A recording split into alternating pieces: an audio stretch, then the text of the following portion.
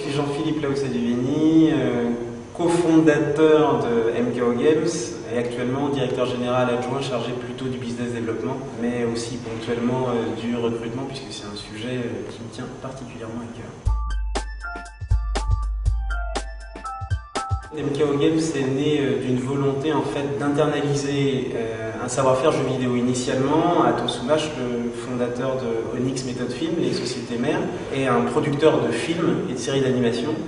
Et il y a de ça 3 ans, on a une réflexion commune autour de l'internalisation d'un savoir-faire jeu vidéo pour pouvoir développer des titres plus ou moins interactifs, plus ou moins ambitieux, des séries ou des films qu'on développait en interne.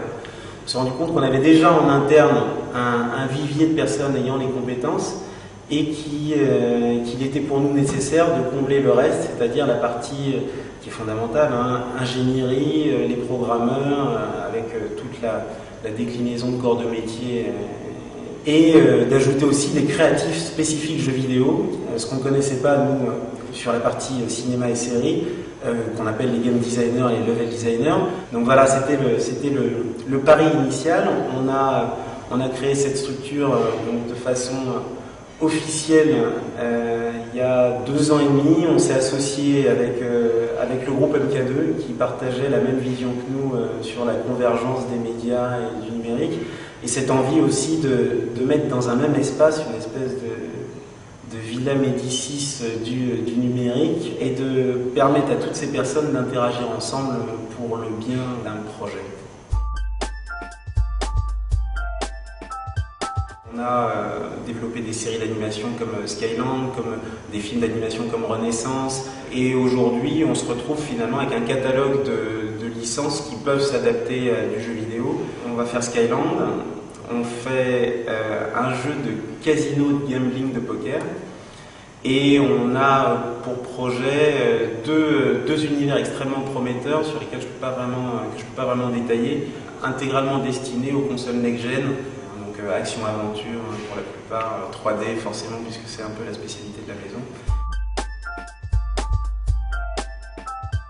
J'ai eu que des bonnes surprises des élèves qui venaient de l'Epitech. On a de toute façon en France généralement un bon système d'éducation, en tout cas pour les classes supérieures.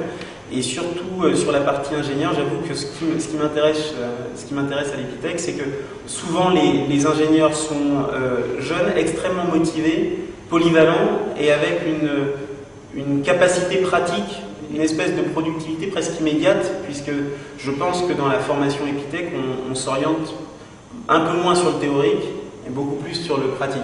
La MKO est une structure de 84 personnes. Donc on recherche en fait deux types de profils, tant des stagiaires, idéalement en fin de cursus, pour qu'on puisse directement enchaîner par un contrat à durée même indéterminée, puisque aujourd'hui sur MKO, 80% des contrats sont des CDI, mais donc soit des stagiaires, soit directement des étudiants ayant fini leur cursus.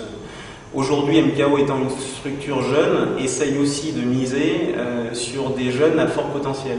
On s'est entouré d'expériences avec des profils beaucoup plus seniors et on cherche justement des jeunes ingés pour construire sur le long terme.